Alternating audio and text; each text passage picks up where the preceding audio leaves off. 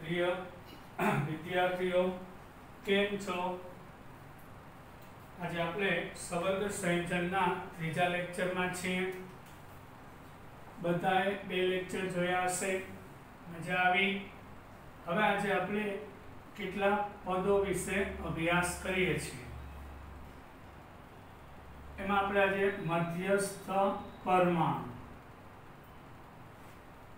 અથવા તો આયન આ શબ્દ આપણે સમજીએ.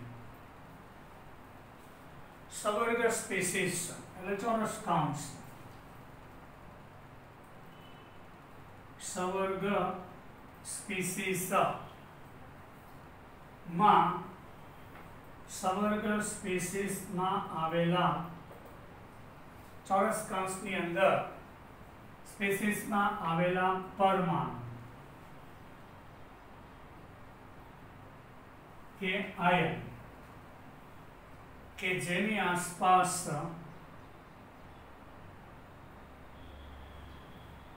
નિશ્ચિત સંખ્યામાં આયન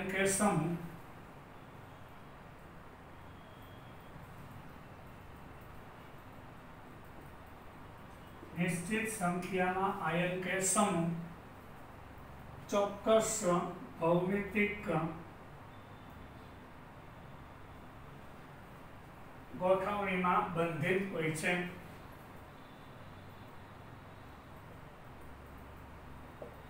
એટલે બંધી અને કયો બંધ છે આપણને ખબર છે, સવર્ગ સસંયોજક બંધથી બંધિત હોય છે. તે પરમાણુ કે આયન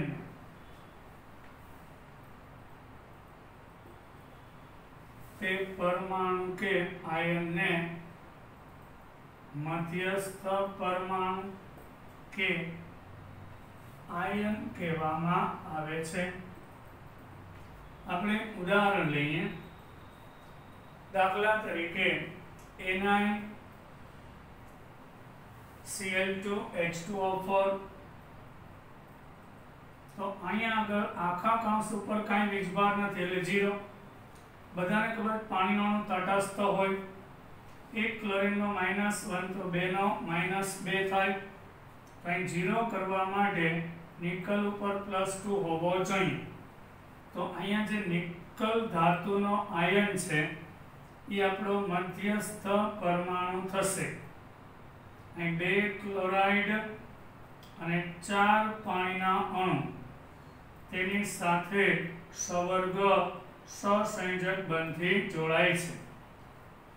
તો આ જે મધ્યમાં રહેલી ધાતુ છે એને મધ્યસ્થ પરમાણુ કે અહીંયા આયન છે તો મધ્યસ્થ આયન કહેવામાં આવે છે. આ જ રીતે COCl NH3 અને +2 કે 2+ હોય તો એમોનિયા તટસ્થ એટલે 0. ક્લોરીન -1 તો અહીં +2 ક્યારે આવે? આ +3 હોય તો આ બધાનો સરવાળો અહીંયા ખેંચાય. એટલે કોબાલ્ટ +3 છે એની આસપાસ 1 ક્લોરીન અને 5 એમોનિયા ગોઠવાય છે. 1 2 3 4 અને 5. તો અહીં કોબાલ્ટ +3 ને આપણો મધ્યસ્થ પરમાણુ કે આયન કહેશું. એ જ રીતે FeCN6 -3 હોય, FeCN6 3- તો એક સાયનાઇડનો -1 તો 6 નો -6 થાય. તો અહીં -3 કરવા માટે અહીંયા +3 હોવું જોઈએ. તો Fe+3 છે એની આસપાસ 1 2 3 4 5 અને 6 સાયનાઇડ સવર્ગ સહસંયોજક બંધથી જોડાય છે. તો આ સવર્ગ સ્પીસીસ ચોરસ કાઉન્સ એની અંદર નિશ્ચિત સંખ્યામાં પરમાણુ કે આયન એની આસપાસ બંધિત હોય, સવર્ગ સહસંયોજક બંધથી. તો આ પરમાણુને કે આયનને મધ્યસ્થ તરીકે ઓળખવામાં આવે છે અને તે લुईस એસિડ છે. શું કામ એને? કારણ કે આની ખાલી કક્ષકમાં ઇલેક્ટ્રોનનું દાન કરશે સાયનાઇડ, તો આ ઇલેક્ટ્રોન દાન કરશે, આ ઇલેક્ટ્રોન મેળવશે, તો ઇલેક્ટ્રોન યુગ્મનો સ્વીકાર કરે તેને લુઈસ એસિડ કહેવામાં આવે છે. રેડી? હવે આપણે આ ચેપ્ટરમાં ત્રીજો એક છે પદ પોઈચા લિગેન્ડ. એક નવો શબ્દ છે લિગેન્ડ, સી. હવે બધાને મધ્યસ્થ પરમાણુ સમજાઈ ગયું. હવે આપણે પોઈચા લિગેન્ડ. આ એકદમ ઇમ્પોર્ટન્ટ પોઈન્ટ છે. સવર્ગ સ્પીસીસમાં વ્યાખ્યા. मध्यस्थ परमाणु के आयन साथे बंधित आयन की अणु ने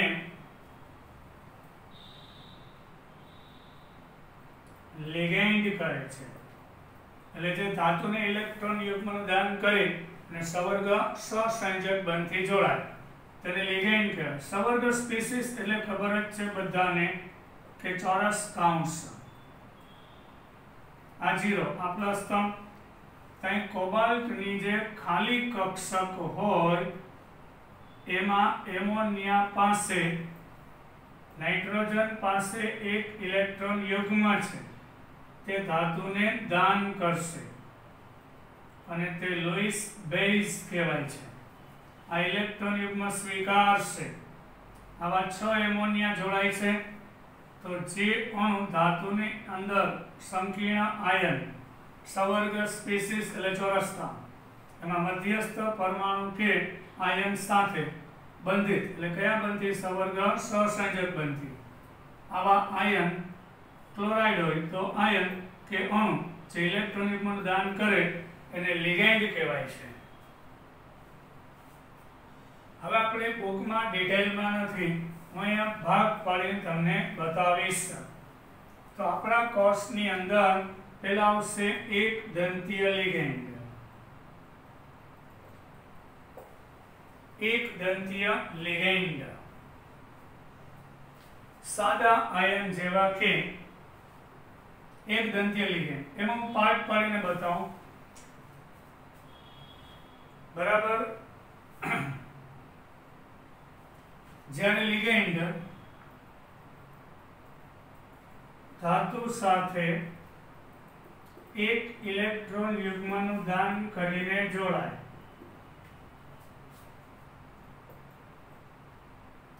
તો તેને એક દંતીય લિગેન્ડ કહે છે. જો તમે સમજો, એક દંતીયમાં ઋણ પણ હોઈ શકે અને તટસ્થ પણ હોઈ શકે.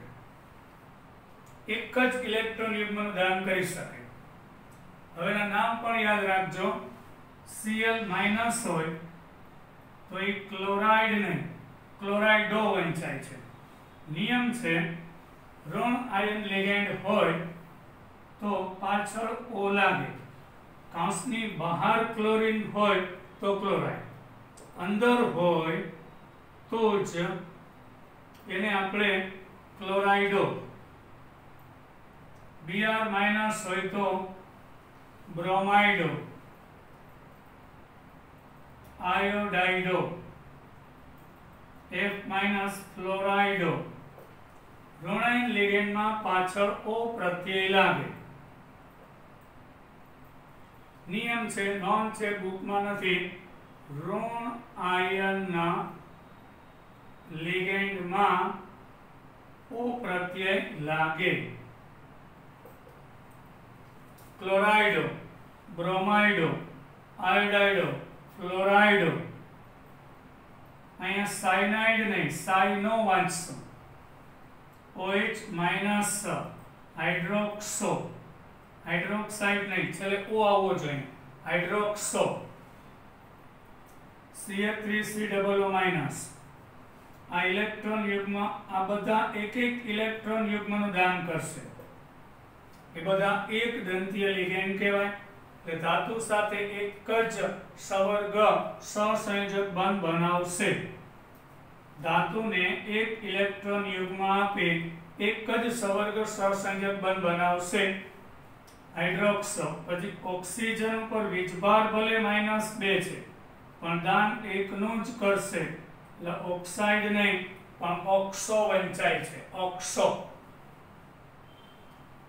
બરાબર આવા ઋણાયન લિગેન્ડ ક્લોરાઇડો બ્રોમાઇડો આયોડાઇડો ફ્લોરાઇડો કાઉન્સની બહાર હોય તો નહીં અંદર હોય તો ઓછા બરાબર પછી આવશે તટસ્થ H2O હોય તો એને એકવા વંચાય છે પાણીને કાઉન્સની અંદર હોય H2O તો આપણે એને એકવા વાંચીશું કાઉન્સની બહાર હોય તો નહીં NH3 અહીંયા ભલે ને યુગ્મ 2 છે પણ દાન એકનું જ કરશે આ બધાય અણુ એવા છે કે જે ફક્ત એક જ ઇલેક્ટ્રોન યુગ્મનું દાન કરી ધાતુ સાથે એક જ સવર્ગ સહસંયોજક બંધ બનાવે એટલે એક દંતીય લિગેન્ડ છે NH3 હોય તો એમાઇન વંચાય છે બરાબર એકવા એમાઇન CO હોય તો કાર્બોનિલ કાર્બન મોનોક્સાઇડ નહીં NO હોય તો નાઇટ્રોસિલ આ બધા અપવાદ રૂપ કાઉન્સની અંદર એઝ એ લિગેન્ડ હોય તો અને એકવા એમાઇન કાર્બોનિલ નાઇટ્રોસિલ પછી CH3NH2 હોય તો એમના મિથાઇલ એમાઇન વંચાય છે આ બધા જ એક દંતીય લિગેન્ડ છે પછી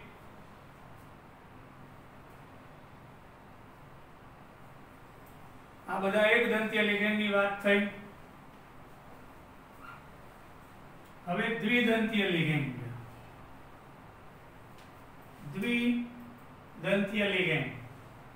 જ્યારે ધાતુ આયન સાથે બે ઇલેક્ટ્રોન યુગ્મનું દાન કરી અને બે સવર્ગ સહસંયોજક બંધથી જોડાય તો તેને દ્વિદંતીય લિગેન્ડ કહે છે ડાયડેન્ટેટ દ્વિદંતીય લિગેન્ડ તો એમાં પણ આવશે ઋણ અને તટસ્થ તો દ્વિદંતીય ઋણમાં આવશે CO3-2 તો કાર્બોનેટ નહીં પણ કાર્બોનેટો વંચાય ઓ લાગે કાર્બોનેટોમાં આવું થશે અહીંયા આગળ 1 2 3 4 5 6 7 આ 1 અને 2 ઇલેક્ટ્રોન યુગ્મ ધાતુ આયનને આપે એટલે એક જ અણુ બે સવર્ગ સહસંયોજક બંધ બનાવે છે કાર્બોનેટો પહેલા ઋણ જ બતાવી દઉં પછી સલ્ફેટો SO4-2 આ પણ બે ઇલેક્ટ્રોન યુગ્મ ધાતુ આયનને આપે છે એક જ અણુ બે સવર્ગ સહસંયોજક બંધ ધાતુ સાથે બનાવશે સલ્ફેટો પછી આવશે ઓક્ઝેલેટ હોય એ પણ ઋણ છે C2O4-2 ઓક્ઝેલેટ ની બદલે ઓક્ઝેલેટો એમાં આ રીતે હોય છે COO-COO- તો આ પણ એક જ અણુ ધાતુ સાથે બે સવર્ગ સહસંયોજક બંધથી જોડાય છે એટલે દ્વિદંતીય લિગેન્ડ છે આપણો મધ્યસ્થ ધાતુ સાથે બે એક જ અણુ બે સવર્ગ સહસંયોજક બંધથી જોડાય એટલે દ્વિદંતીય લિગેન્ડ છે કાર્બોનેટો સલ્ફેટો ઓક્ઝેલેટો પછી દ્વિદંતીય તટસ્થ પણ હોય છે તો એમાં આવશે ઇથિલિન ડાયમાઇન, EN કહેવાય છે એને ટૂંકમાં ઇથિલિન ડાયમાઇન, CH2CH2, અહીંયા NH2NH2, અહીં નાઇટ્રોજનના 2 પરમાણુ ઇલેક્ટ્રોન યુગ્મનું ધાતુને દાન કરી શકે. એટલે ઇથિલિન ડાયમાઇન આ તટસ્થ છે પણ એક જ અણુ 2 સવર્ગ સહસંયોજક બંધ ધાતુ સાથે બનાવશે એટલે દ્વિદંતીય લિગેન્ડ હોય છે ઇથિલિન ડાયમાઇન. બરાબર, આ દ્વિદંતીય લિગેન્ડ છે. હવે આપણે વાત કરીએ ત્રિદંતીય લિગેન્ડ. જ્યારે ધાતુ આયન સાથે 3 ઇલેક્ટ્રોન યુગ્મનું દાન કરીને 3 સવર્ગ સહસંયોજક બંધ બનાવે તો એને ત્રિદંતીય લિગેન્ડ કહેવાય. બરાબર, તો ત્રિદંતીયમાં પહેલા આપણે ઋણ લઈએ. ત્રિદંતીય ઋણ કયા છે? એક તો PO4-3, ખરેખર ફોસ્ફેટ પણ ઋણ છે એટલે O લાગે, ફોસ્ફેટો. એટલે ફોસ્ફરસ પાસે 4 ઓક્સિજન છે જે ઇલેક્ટ્રોન યુગ્મનું દાન કરશે એટલે એક જ અણુ ધાતુ સાથે 3 સવર્ગ સહસંયોજક બંધથી જોડાય છે એટલે ત્રિદંતીય લિગેન્ડ છે ફોસ્ફેટો. પછી ASO4-3 હોય તો આર્સેનેટો. આ ઇલેક્ટ્રોન દાન નહીં કરે, આ 3 જ ઓક્સિજન દાન કરે અને એક જ અણુ 3 સવર્ગ સહસંયોજક બંધથી જોડાય. આ ફોસ્ફેટો, આ છે આર્સેનેટો. ફોસ્ફેટો, આર્સેનેટો. હવે આવશે ત્રિદંતીય તટસ્થ. ત્રિદંતીય તટસ્થ એમાં આવશે PTN, પ્રોપિલિન ટ્રાયમાઇન, એટલે કે CH2CH2. અહીંયા 3 એમાઇન છે, આ 1, 2 અને 3. એક જ અણુ 3 ઇલેક્ટ્રોન યુગ્મનું દાન કરે ધાતુ સાથે 3 સવર્ગ સહસંયોજક બંધથી જોડાય તો એ પ્રોપિલિન ટ્રાયમાઇન છે, PTN ના. પ્રોપિલિન ટ્રાયમાઇન. હવે પ્રોટીન જેવા બૃહદ અણુ પણ હોઈ શકે છે જેમ કે અહીં આગળ નાઇટ્રોજન ઉપર CH2CH2 NH2 thrice એટલે નાઇટ્રોજન ઉપર આ 3 ઇથાઇલ એમાઇન હોય. અહીં તમે જો 1, 2, 3 અને 4 પરમાણુ એવા છે કે ધાતુને ઇલેક્ટ્રોન યુગ્મનું દાન કરે છે તો એ ચતુર્દંતીય કહેવામાં આવે છે. એટલે એક જ અણુ 4. તો પ્રોટીનની અંદર આવું જોવા મળે છે. પ્રોટીનની અંદર આવું જોવા મળે છે.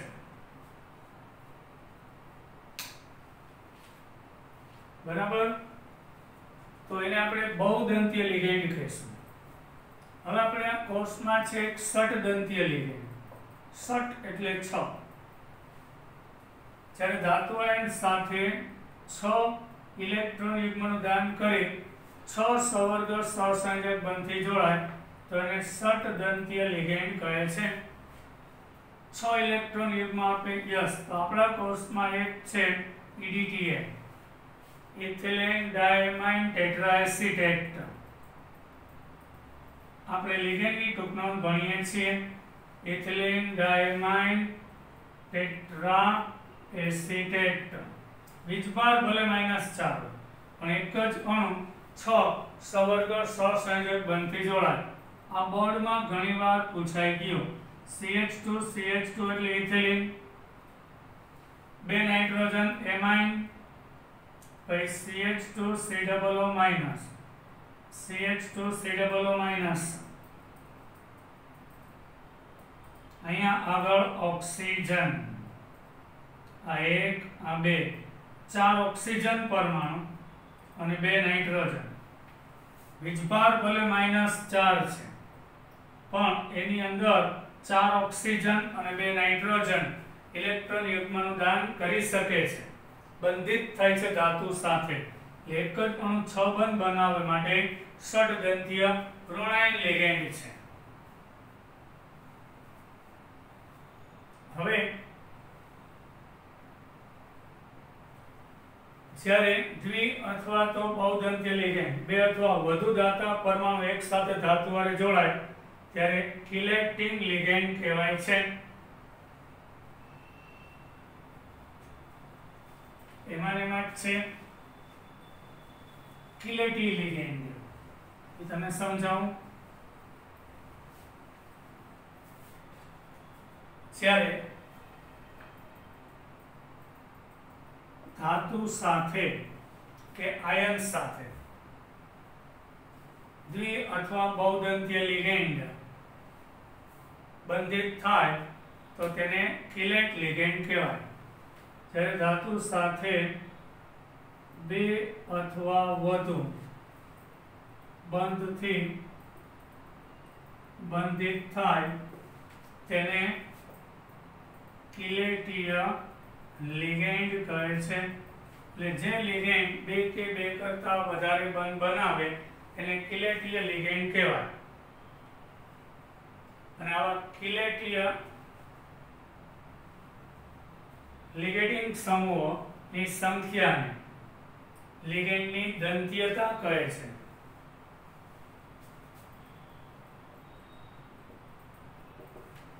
આવા લિગેન્ડિંગ બહુદંતીય લિગેન્ડિંગ સમૂહોને તેની દંતીયતા એટલે કેટલા ઇલેક્ટ્રોન યુગ્મનું દાન કરે એની દંતીયતા કહેવાય.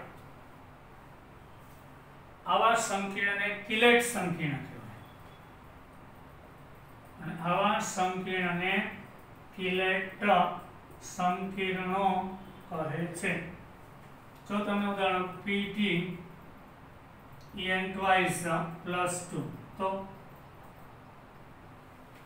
En એટલે ઇથિલિન ડાયમાઇન એટલે પ્લેટિનમ સાથે 2 ઇથિલિન ડાયમાઇન જોડાય છે. એટલે એક અણુ કેટલા 2 બંધ બનાવશે. અહીંયા પણ ઇથિલિન ડાયમાઇન 2 બંધ બનાવશે. તો આને આ લિગેન્ડને કિલેટીય લિગેન્ડ કહેવાય. એટલે એક ઇથિલિન ડાયમાઇન ના 2 બંધ, હવે 2 ના કેટલા 4, તો આને લિગેટિંગ સમૂહ કહેવાય. અને આ જે સંકીર્ણ બને ટૂંકમાં જે સંકીર્ણ ચોરસ કૌંસની અંદર ધાતુ સાથે બહુદંતીય લિગેન્ડ જોડાય તો અહીંયા આગળ સમરગામ તો 4 જ કહેવાય, લિગેન્ડ 2 છે પણ બંધની સંખ્યાનો સમરગામ દ્વિતીયક સંયોજકતા 4 થાય અને પ્રાઇમરી વેલેન્સી 2, સેકન્ડરી વેલેન્સી દ્વિતીયક સંયોજકતા 4, લિગેન્ડ 2 છે પણ ટોટલ સવર્ગ સહસંયોજક બંધ 4 છે. આ રીતે કહેવામાં આવે છે.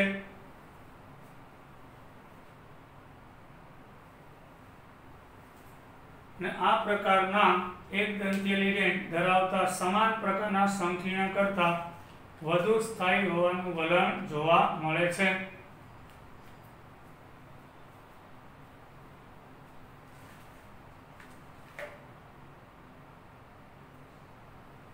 કારણ કે અને સાદા લિગેન્ડ એટલે ધાતુ સાથે જ્યારે એક દંતીય લિગેન્ડ જોડાય, એક ઇલેક્ટ્રોન યુગ્મનું દાન કરીને જોડાય તેના કરતા બહુદંતીય લિગેન્ડ જોડાય તો આવા સંકીર્ણની સ્થાયીતા વધારે હોય છે. આ બધામાં બધા એક બંધ બનાવેલા એક દંતીય લિગેન્ડ છે તો આના કરતા આની સ્થાયીતા વધારે હોય છે. આવું બુકમાં લખેલું હોય છે. હવે લિગેન્ડ કે જે જુદા જુદા દાતા પરમાણુ ધરાવે, આ લિગેન્ડમાં નાઇટ્રોજન છે ઇલેક્ટ્રોન યુગ્મનું દાન કરે તે દાતા છે એટલે જે લિગેન્ડમાં જુદા જુદા દાતા પરમાણુ હોય છે આમાં ફિક્સ જ છે કે એમોનિયામાં કોણ ફક્ત નાઇટ્રોજન જ ઇલેક્ટ્રોન યુગ્મનું દાન કરી શકે, હાઇડ્રોજન દાન ન કરે. આમાં દાતા ફિક્સ જ છે. દાતા એટલે ઇલેક્ટ્રોન યુગ્મનું દાન કરે તે પરમાણુ. ઇલેક્ટ્રોન દાતા અહીંયા ફિક્સ છે. સબ્જેક્ટ ને બધાને, પરંતુ ઘણા બધા લિગેન્ડ એવા હોય છે કે જેમાં જુદા જુદા પરમાણુઓ ઇલેક્ટ્રોન યુગ્મનું દાન કરી શકે છે. તેને ઉભયદંતી લિગેન્ડ કહે છે. વારાફરતી, એક સાથે નહીં, વારાફરતી. જેમ કે આપણે નાઇટ્રો લઈએ, નાઇટ્રો ગ્રુપ લઈએ તો એવું આવું હશે બંધારણ N ડબલ બોન્ડ O.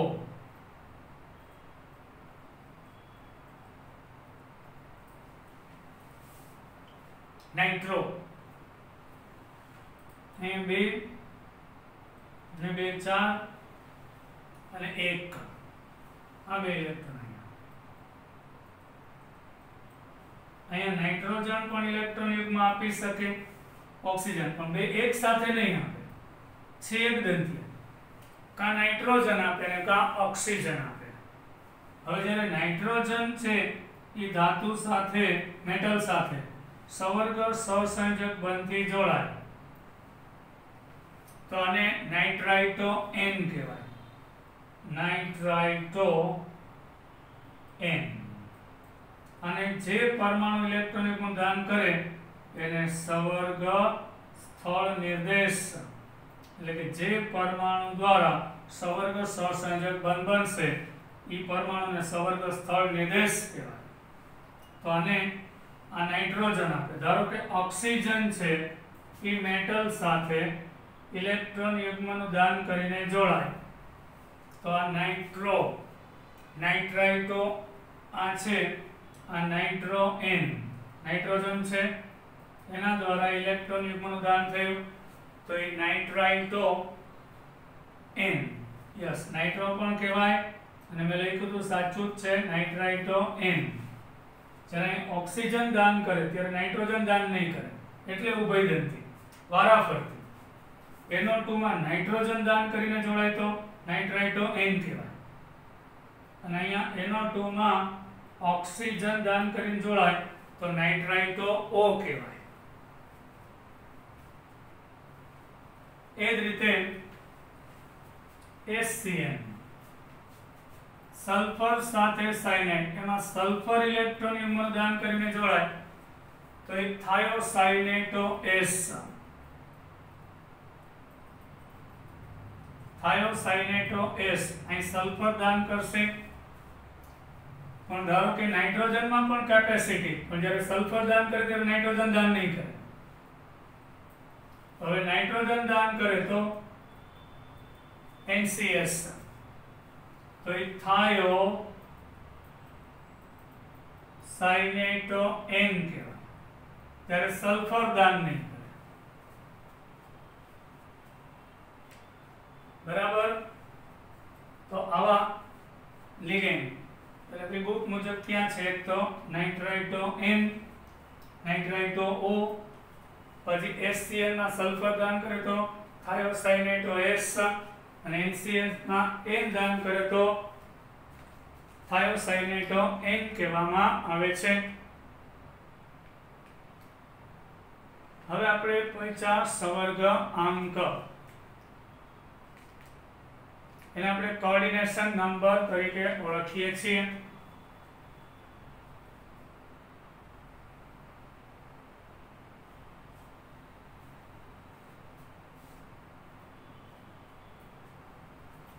હવે નવો પોઈન્ટ છે આ લિગેન્ડની ટૂંક નોંધ પૂરી થઈ. લિગેન્ડ સમજાઈ ગયું બધાને. હવે આપણે પહોંચ્યા સવર્ગ અંક. સવર્ગ અંક કોને કહેવાય છોકરો? આપણે ટૂંકમાં CN સાયનાઇડ નહીં, કોઓર્ડિનેશન નંબર, સંવર્ગાંક. સંકીર્ણમાં ધાતુઓના સંવર્ગાંકને CN વડે વ્યાખ્યાયિત કરી શકાય છે. CN વડે વ્યાખ્યાયિત કરી શકાય છે સંજ્ઞામાં. CN એટલે કોઓર્ડિનેશન નંબર. CN લિગેન્ડના દાતા પરમાણુની સંખ્યા જેની સાથે ધાતુ સીધી જ બંધિત થયેલી હોય. યસ, લિગેન્ડમાં રહેલા દાતા પરમાણુની સંખ્યા જે ધાતુ સાથે સીધા જ બંધિત હોય તેને સંવર્ગાંક કહે છે. એટલે ધાતુ સાથે લિગેન્ડ સંવર્ગ સહસંયોજક બંધથી જોડાય છે. તો લિગેન્ડના કેટલા પરમાણુ ઇલેક્ટ્રોન યુગ્મ આપે એ ટોટલ પરમાણુની સંખ્યા તેનો સંવર્ગાંક કહે છે. તો આપણે બુક મુજબ ઉદાહરણ લઈએ તો PtCl6 - 2 PtCl6 - 2. હવે જો છોકરાઓ ધ્યાન આપજો, એક ક્લોરીનનો વીજભાર -1 હોય તો 6 નો -6 થશે. તો અહીંયા -2 કરવું છે. એક ક્લોરીનનો -1 તો 6 નો -6, -2 કરવું એટલે આ +4 હોવું જોઈએ.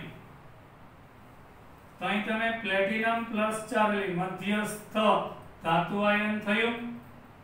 જેની બહારની ખાલી કક્ષકો હોય એમાં ક્લોરાઇડ ઇલેક્ટ્રોન યુગ્મનું દાન કરીને જોડાય છે. તો અહીં એક ક્લોરાઇડ એક ઇલેક્ટ્રોન યુગ્મનું દાન કરે છે. તો હવે 6 ક્લોરાઇડ 6 ઇલેક્ટ્રોન યુગ્મનું દાન કરે માટે એનો સંવર્ગાંક 6 થાય. સાદી ભાષામાં કહું તો સંવર્ગ સહસંયોજક બંધની સંખ્યાને જ તેનો સંવર્ગાંક કહેવાય. એ સંવર્ગાંક છે ઈ જ એની દ્વિતીય સંયોજકતા જેટલી હોય છે. બસ એટલે સંવર્ગ સહસંયોજક બંધ કેટલા બન્યા એનો સંવર્ગાંક ઈ જ એની દ્વિતીય સંયોજકતા. હવે Na342+ લઈએ તો એમોનિયા તટસ્થ છે, એમાઇન કહીશું. +2 કરવા માટે 2+ એટલે એક નિકલ સાથે એક એમોનિયા તો એક જ બંધ બનાવવાની કેપેસિટી ધરાવે છે. અહીંયા 1 2 3 અને 4 પરમાણુ. દાતા પરમાણુની સંખ્યા 4 એટલે આનો સંવર્ગાંક આપણે એને કોઓર્ડિનેશન નંબર કહીશું 4 થાય. તો ઈ જેની દ્વિતીયક સંયોજકતા થઈ, સેકન્ડરી વેલેન્સી 4 થશે. હવે આપણે Fe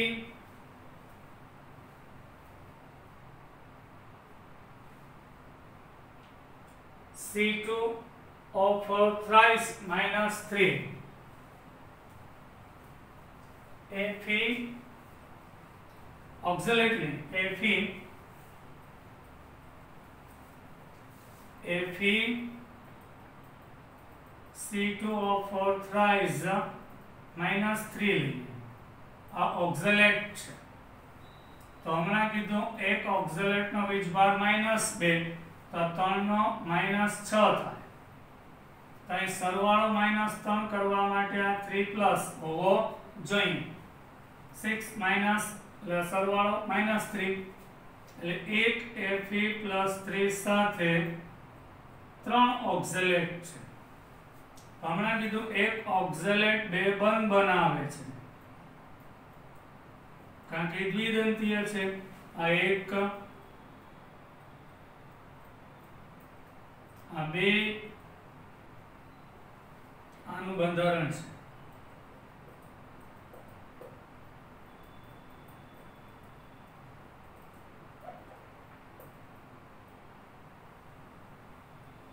થઈ ગયું. તો एक ऑक्ઝેલેટ में 2 दाता, तो टोटल दाता 6, એટલે લિગેન્ડ 3 છે પણ બંધ 6, એટલે એનો કોઓર્ડિનેશન નંબર સવર્ગાંક 6 થાય. અને સેકન્ડરી વેલેન્સી દ્વિતીયક સંયોજકતા 6, ઓક્સિડેશનાંક એટલે એની પ્રાઇમરી વેલેન્સી 3, પ્રાથમિક સંયોજકતા 3, દ્વિતીયક 6, બંધની સંખ્યા. એક લિગેન્ડ, આ લિગેન્ડ કહેવાય. ધાતુવાળા સવર્ગ સહસંયોજક બંધ જોડાય, એમાં દાતા પરમાણુ 2, 2 ને 2 4 ને 2 6, એટલે જેનો સંવર્ગાંક થશે. પછી આપણે COCN3 +2, COEN2 +2, COEN2 +2 છે સંકીર્ણ આયન.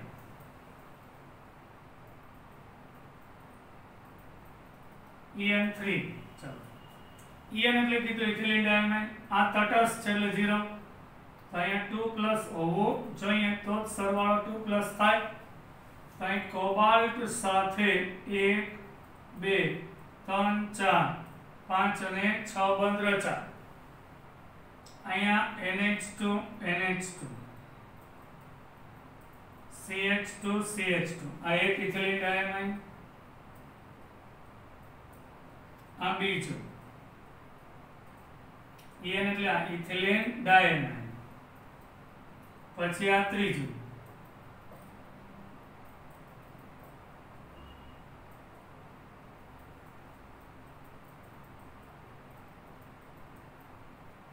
હવે ટોટલ 6 દાતા છે, 6 નાઇટ્રોજન પરમાણુ, એક અણુના 2, તો ટોટલ 6 બરાબર. તો એનો સવર્ગાંક કોઓર્ડિનેશન નંબર 6 થાય. એ જેની સેકન્ડરી વેલેન્સી દ્વિતીય, હું ટૂંકમાં લખું છું SP એટલે સેકન્ડરી વેલેન્સી 6 અને એની પ્રાઇમરી વેલેન્સી છે એ 2 થાય. પ્રાથમિક સંયોજકતા એટલે ઓક્સિડેશનાંક, આ એનો સવર્ગાંક કહેવાય છે. ઇથિલિન ડાયમાઇન એટલે ઇથેન 1,2 ડાયમાઇન પણ કહેવામાં આવે છે.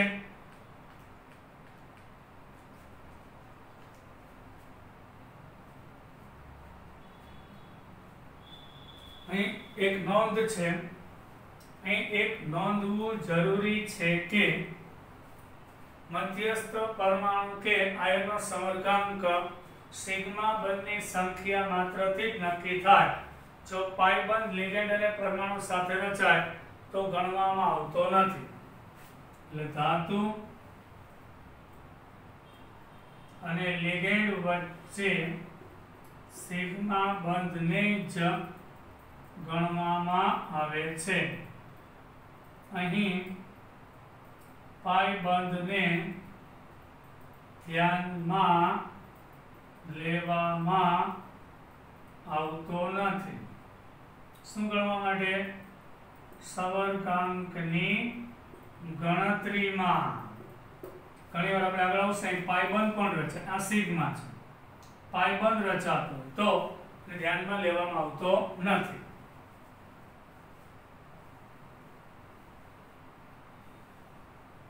હવે આપણે કોઈ સ્ફિયર સવર્ગ પ્રભાવ ક્ષેત્ર, નવો પોઈન્ટ, સવર્ગ પ્રભાવ ક્ષેત્ર.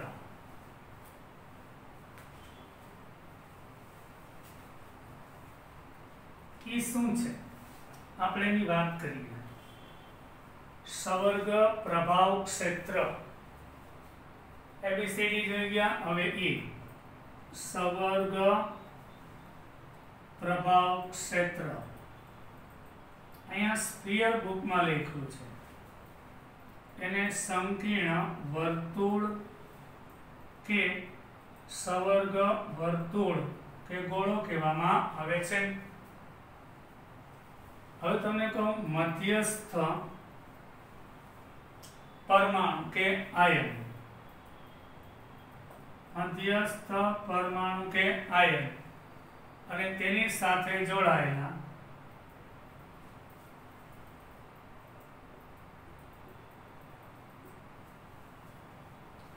લિગેન્ડને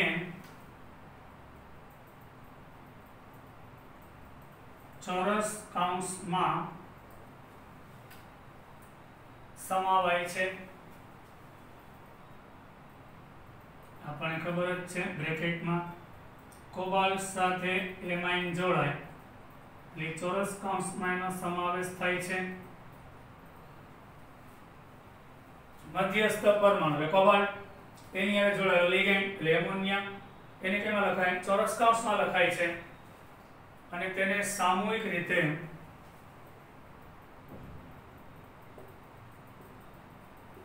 સવર્ગ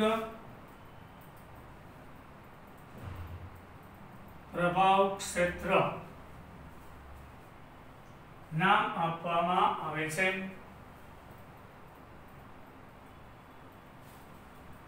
આને આ રીતે નામ આપવામાં આવે છે અને આયનીકરણ પામતા સમૂહ કૌંસની બહાર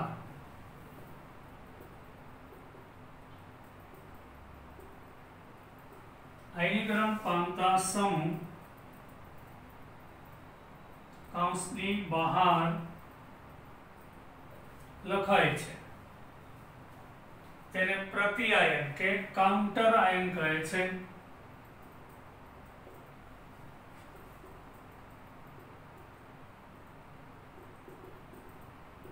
પ્રતિઆયન અથવા તો કાઉન્ટર આયન કહેવાય। દાખલા તરીકે આપણે ભણી ગયા કે ફોર FeCN6 આપણું ઉદાહરણ હતું એમાં જે ચોરસ કૌંસની અંદર છે હવે મને વિચારી નાખ્યો અહીંયા 4 પોટેશિયમ એટલે એનો વીજભાર +4 તો અહીંયા -4 થવો જોઈએ। હવે અહીંયા -4 થાય તો એક સાયનાઇડ નો -1 તો 6 નો -6 તો -4 કરવા 2 પ્લસ હોવું જોઈએ। તો આ ભાગનું આયનીકરણ ન થાય એ આપણું સવર્ગ પ્રભાવ ક્ષેત્ર એની આયનિક બંધથી જોડાય છે એ કાઉન્ટર આયન જે કૌંસની બહાર લખાય છે। તો અહીં FeCN6 -4 ને સવર્ગ પ્રભાવ ક્ષેત્ર અને K+ ને પ્રતિ આયન કહેવામાં આવે છે। સમજાય ગયું છોકરાઓ? આ રીતે તેને ઓળખવામાં આવે છે। હવે આજે આપણે અહીં સુધી રાખીશું। જય હિન્દ। ફરી પાછા કાલે મળીશું।